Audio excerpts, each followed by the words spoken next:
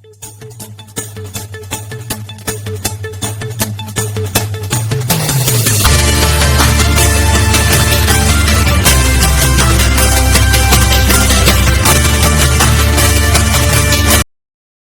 देख रहे हैं परवास सोशल मीडिया न्यूज़ अपडेट।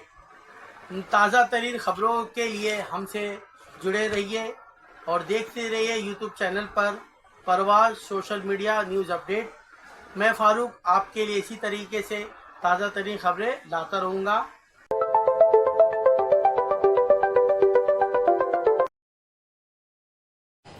आता जेव्हा फडणवीस साहेबांनी महाराष्ट्रभर बॅनर लावले होते तेव्हा रोहित दादा पवारांनी त्याच्यावर आक्षेप घेतला होता की याचे पैसे कुठून आले।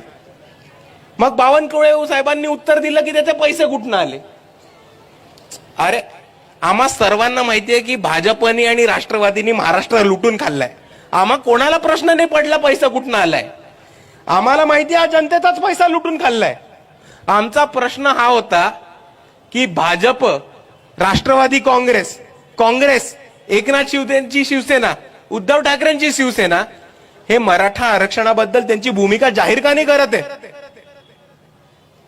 देवेंद्र फडणवीस एका बाजूला म्हणतात की ओबीसींचा भाजपचा डीएनए हा ओबीसींचा आहे। देवेंद्र फडणवीस म्हणतात की भाजपचा ओबीसीचा डीएनए आहे, पण तरी मराठांना ओबीसींच्या कोट्यामधनं आरक्षण देणारे देवेंद्र फडणवीसच होते कागदावर तरी। दुसऱ्या बाजूला आपण समजून घेतलं तर मराठा आरक्षणाला प्रत्येक पक्ष पाठिंबा देतोय, पण ते ओबीसींच्या ताटामधनं जातंय ह्याच्याबद्दल कोणी बोलायला तयार नाही। आणि ह्याच पार्श्वभूमीवरती तुम्हाला दिसेल की वंचित बहुजन आघाडी हा एकमेव पक्ष आहे जे हे ठामपणे म्हणतो की गरीब मराठ्यांना आरक्षण मिळायला पाहिजे, पण ओबीसींच्या ताटाला कोणत्याही प्रमाणात धक्का लागला नाही पाहिजे। ही भूमिका घेणारा एकमेव पक्ष आणि एकमेव नेता म्हणजे वंचित बहुजन आघाडी आणि बाळासाहेब आंबेडकर।